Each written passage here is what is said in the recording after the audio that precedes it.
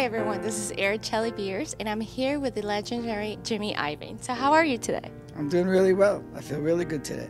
How did you get started? A long time ago, I was a musician. I decided that that was going to be my future, so I took the next best thing. I wanted to become a recording engineer. I was lucky enough to meet with John Lennon and stuff because he was working in the studio, and him, the owner of the studio, liked me. And they gave me a shot, and it really worked out for me. What was the first record you ever produced? In 1977, I produced a Patti Smith album called Easter. And that was the first album I ever produced. Before that, I engineered for John Lennon and Bruce Springsteen on Born to Run and Darkness on the Edge of Town. How did you get started with Interscope?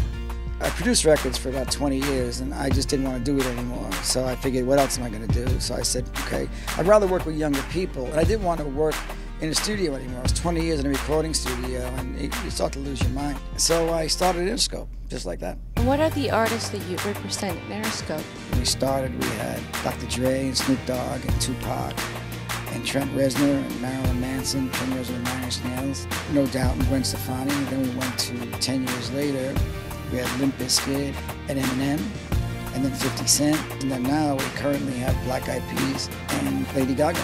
If you look at the beginning, 10 years later, and now we're in our 20th year, and it's still very vibrant, and Eminem's having one of the best albums of his career right now.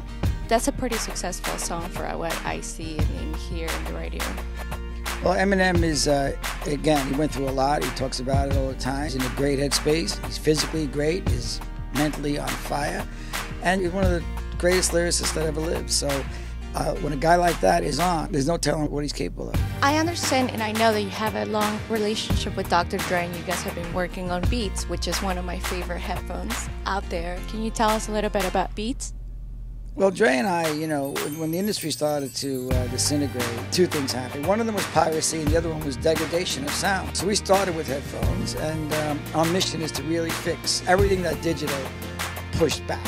When you buy an iPod and you get that little earbud, or you buy a $15 earbud in the store, you're buying a $300 iPod, and the music is locked in there because the earbud that you're listening to can't handle the sound or the emotion that's in the music. Thank you so much for your time. I had an amazing time speaking to you.